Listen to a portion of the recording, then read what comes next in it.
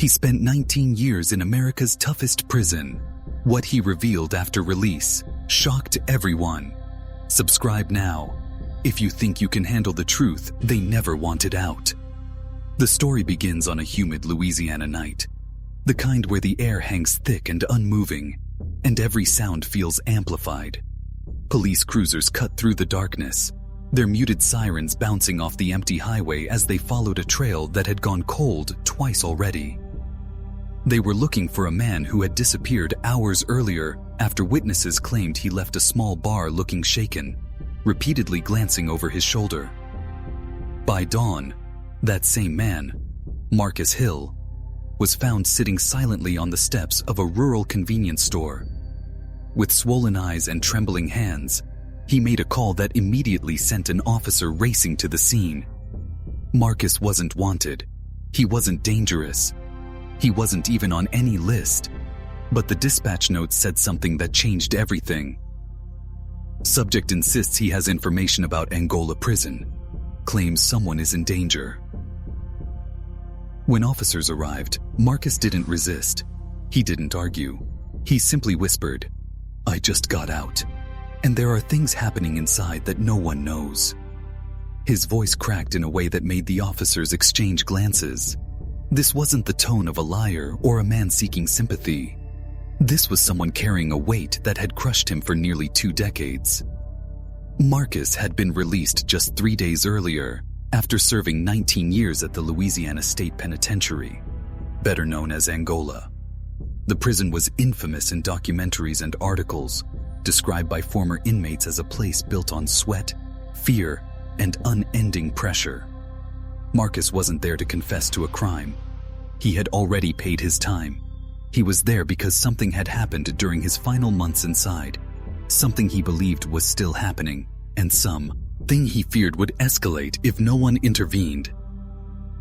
The detective assigned to him, a steady and sharp woman named Detective Alicia Grant, began taking down his account. Marcus kept his eyes lowered, speaking with a strange mix of exhaustion and precision, as though each detail was seared into his memory. He explained that during his 19th year, Angola changed. Not physically. The razor wire, the guard towers, the endless routines all remained the same. But something inside had shifted. The tension in the air grew thicker. Inmates whispered more. Guards patrolled differently. People didn't look each other in the eye. "I spent almost 2 decades inside," Marcus said. "You learn to see danger before it arrives. But this was different." Detective Grant pushed gently. "What exactly did you see?" Marcus inhaled slowly. "Not one thing. Patterns. People disappearing from normal routines. Officers taking inmates out for reassignment late at night. Nobody returning to their dorm the same way they left." He paused, rubbing his face with a shaking hand. "And then there was the man in cell E14. Grant noted the cell number immediately. "What about him?" Marcus hesitated. He shouldn't have been there. When she pressed further, he explained that the inmate in E14 was not listed in any count sheet Marcus had ever seen. Yet guards treated him like he was more important, or more dangerous, than anyone else on the row. Officers escorted him quietly, always in pairs. Conversation stopped whenever he passed by. Even the other inmates avoided speaking his name. "But one night," Marcus continued, "I heard him talking through the vent. Calm voice. Too calm. And he said something I'll never forget. No one survives 19 years in this place without being noticed." Grant's pen froze mid-sentence. Marcus explained that things escalated quickly after that. He began receiving strange warnings, slipped notes, whispered messages through the chow line, looks from guards that were too intentional to ignore. He didn't know if he was being protected or targeted. But one thing was clear.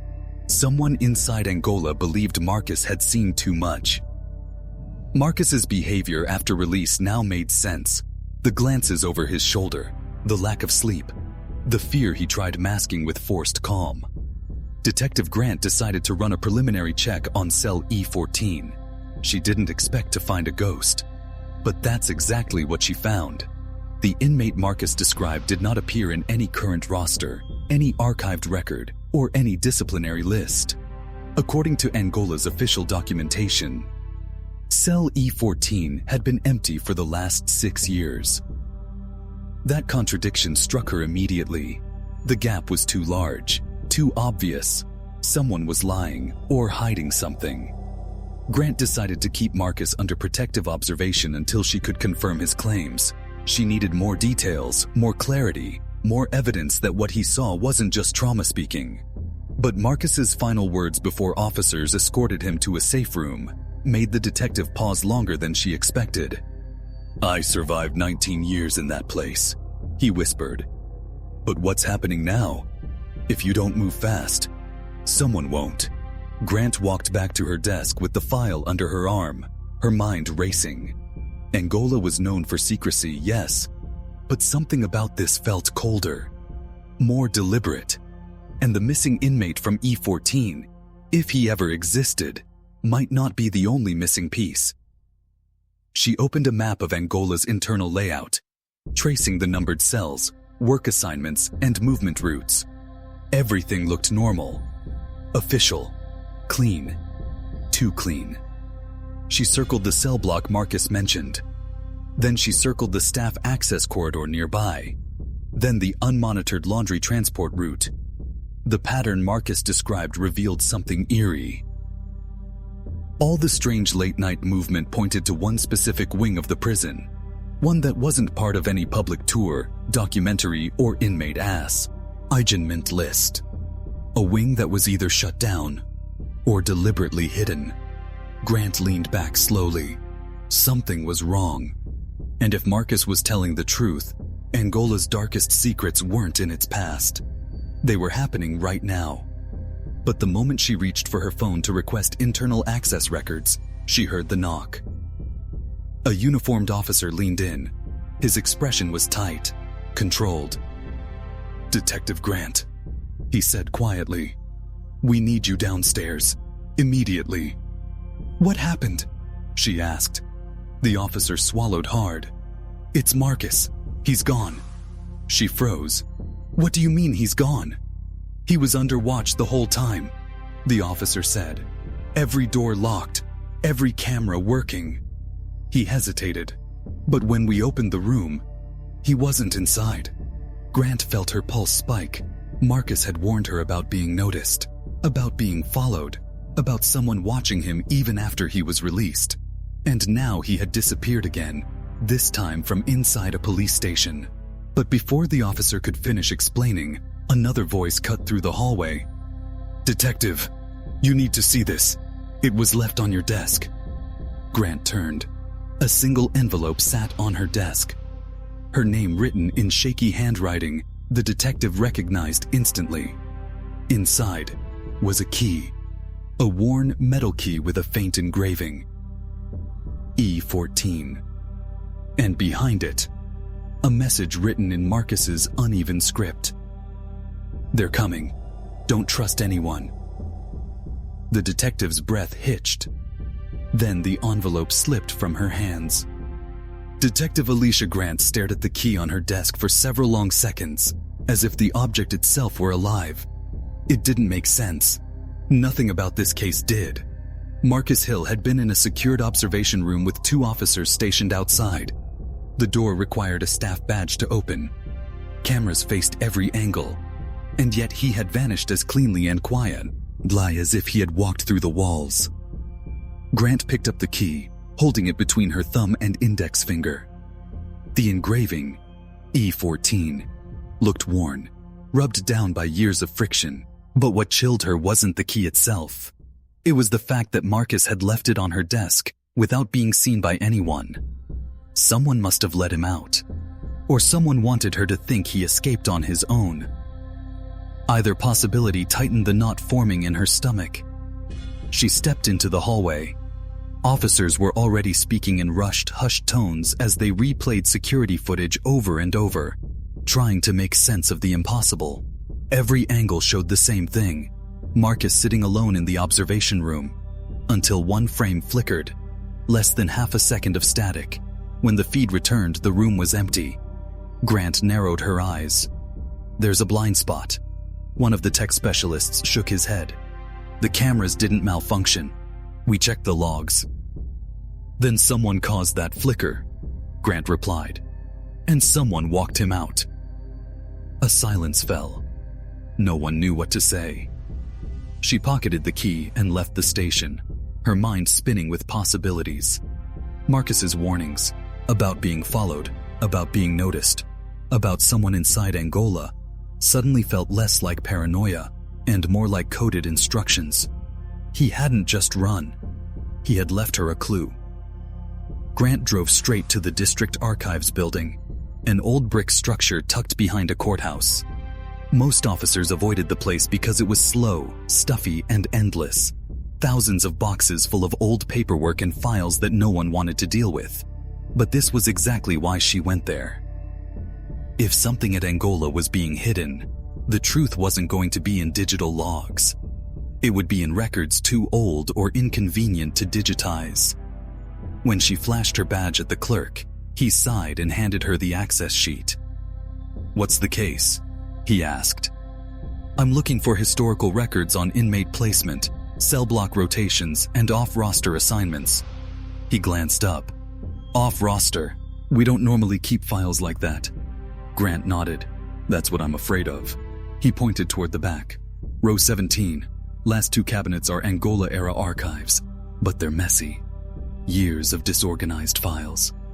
"Messy is fine," she said. "Messy leaves clues." Dust drifted through the beams of weak sunlight sneaking through the blinds. Grant opened the first cabinet, records from 2001. She flipped through hundreds of pages, searching for anything referencing Block E, subsection 14. Nothing. She moved to the next cabinet, 2002. Paper cuts formed on her fingers as she worked faster, her breathing slowing to match the rhythm of flipping documents. Page after page, name after name. Then, finally, in a small folder misfiled between two unrelated cases, she found it. A handwritten note. No header, no signature. Just one line. E14 reassignment approved. Keep separate. Grant's heartbeat kicked upward. Approved by who? For what? Why keep separate? She continued digging, adrenaline sharpening her focus.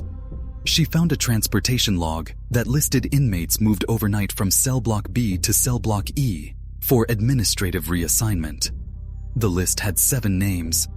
Next to the last one, the line was blacked out with heavy marker, but faint impressions remained beneath the ink. Someone had tried to erase the identity of whoever was in E14 before Marcus arrived.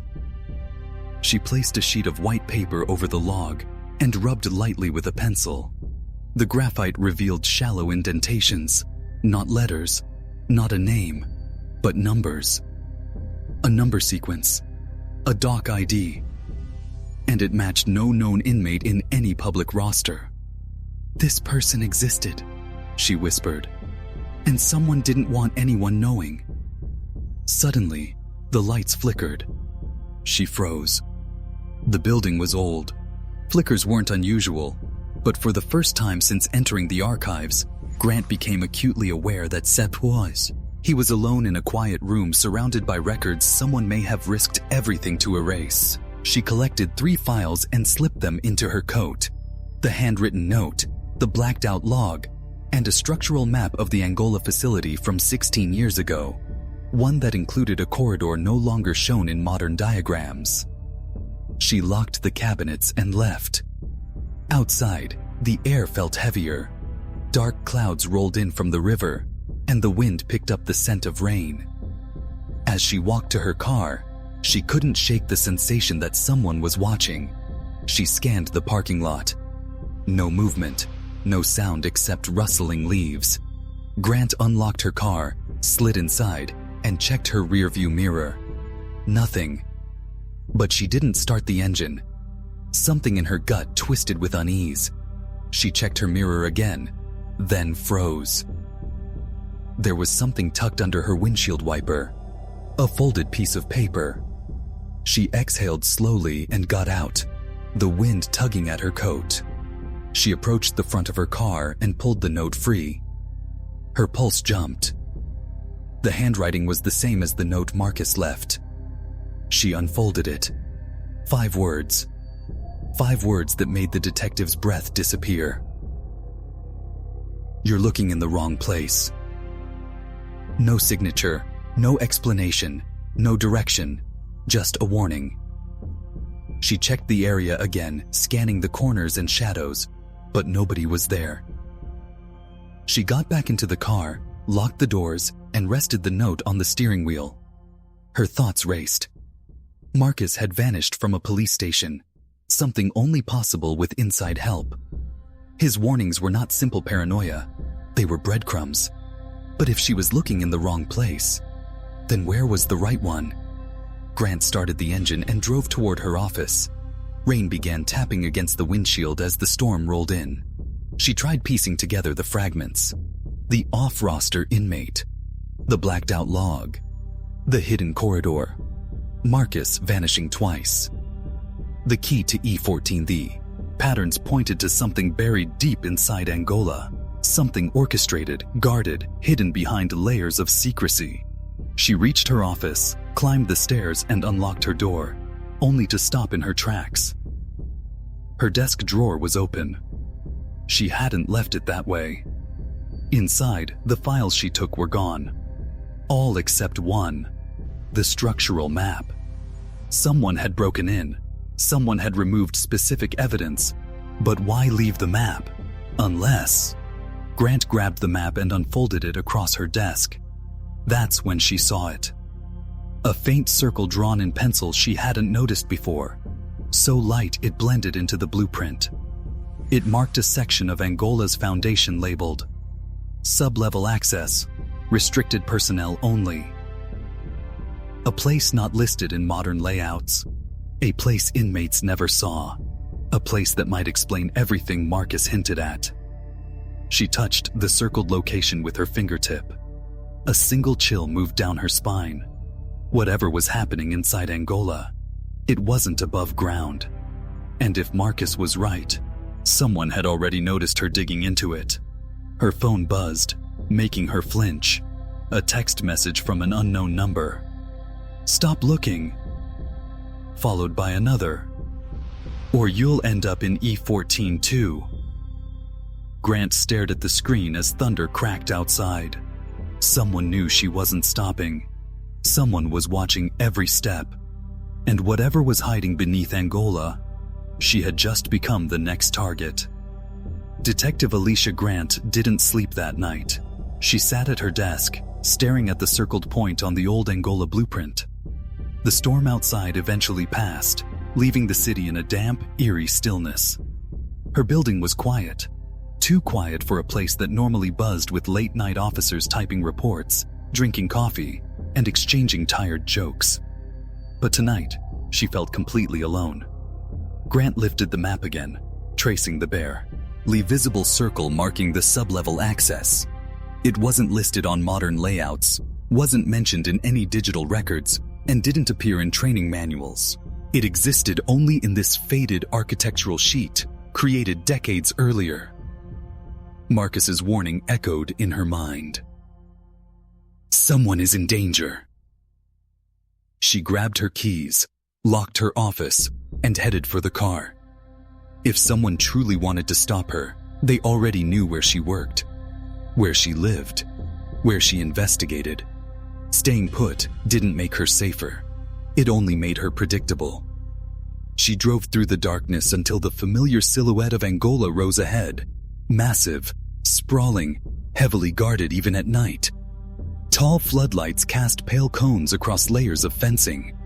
The distant river behind the facility shimmered faintly from the half-moon. Most people felt fear when they looked at Angola, but Grant felt something different tonight. Resolve. The main gate guard stopped her immediately.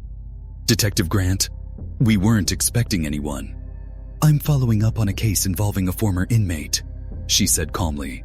I need access to internal transfer records and structural archives. The guard shifted uncomfortably. At this hour? Exactly. She stared at him. I don't want interruptions. He hesitated, then picked up the phone. After a tense pause, he nodded and hung up. You're cleared. Someone will escort you. Grant stepped inside the gates as they clanked open. The sound was heavy, metallic, like a warning. A young corrections officer approached her. Too young, too tense. His eyes darted every few seconds. Ma'am, he said, forcing a tight smile. I'll take you to the administrative wing. Not there, Grant replied, holding up the blueprint. I need access to Block E. The officer froze. Block E is closed to civilian access. Grant folded the map sharply. Then take me to whoever can approve it. He swallowed. That would be the deputy warden. Then let's go. They walked down long, echoing hallways. Grant noticed something strange. Every correctional officer they passed glanced at her badge, then at her face, then back at her badge. It wasn't suspicion. It was recognition, as if they already knew why she was there. The deputy warden's office was dimly lit. He stood behind his desk as Grant entered, hands clasped tightly behind his back. Detective, he said, tone steady but eyes calculating. What brings you to us tonight? Grant placed the blueprint on his desk. I'm investigating a missing person, an ex-inmate who warned me about something involving this facility, specifically a sub-level beneath Block E. For a moment, the room felt hollow, empty. Then the deputy warden exhaled slowly. That section hasn't been used in years. But it exists. He said nothing. Grant continued, her voice low. An inmate was once housed in E14. He doesn't appear on any roster. Someone erased him from your files, and now a witness who mentioned him has vanished. Twice. The deputy warden's jaw tightened. He didn't deny it. He didn't even seem surprised. Instead, he walked around the desk and motioned for her to follow. Without a word. That alone made her pulse spike. They walked deeper into the facility, past locked corridors and outdated sections no longer used for regular housing. The fluorescent lights flickered overhead, humming softly. Finally, they reached a steel door with no label, no lockpad, just a keyhole. The deputy warden pulled out a ring of old keys, but Grant stepped forward, pulling out the one Marcus had left. The deputy warden stared at it, stunned. Where did you get that? From the man who knew what this door leads to. She slid the key in. It turned. The lock clicked open with a heavy metallic groan. Grant pushed the door, and the scent of old concrete and trapped air escaped like a long-held breath. Dim bulbs flickered inside the descending staircase. The deeper they went, the colder the air became. It felt untouched, disconnected from the rest of the prison. At the bottom stood another door, this one thick, reinforced, coated with layers of gray paint and rust around the edges. Grant turned to the deputy warden. Open it. He hesitated, looked at her, then nodded. The door opened slowly. Inside was a small empty room, bare concrete walls, a single table, a metal chair bolted to the floor. No bed, no window, no sign of life. But in the corner, something caught her eye. A marking on the wall. Grant walked closer, shining her phone's flashlight. The symbol was faint, carved into the concrete. 4 numbers. 42E. She felt her breath tighten. This was the real E14, she whispered. Not the one in the public block. The deputy warden finally spoke. Some inmates weren't placed on the official rosters. High-risk cases, sensitive cases, protected cases, or people we were instructed to keep isolated. By who? Grant asked. He looked away. It wasn't our decision. Grant scanned the room again, then stopped. On the floor was a scrap of fabric. She lifted it. A shirt tag. It had a number printed on it. A doc ID. Not Marcus's. Not anyone recently listed. The same number she had traced from beneath the black ink on the old inmate log. The missing inmate existed.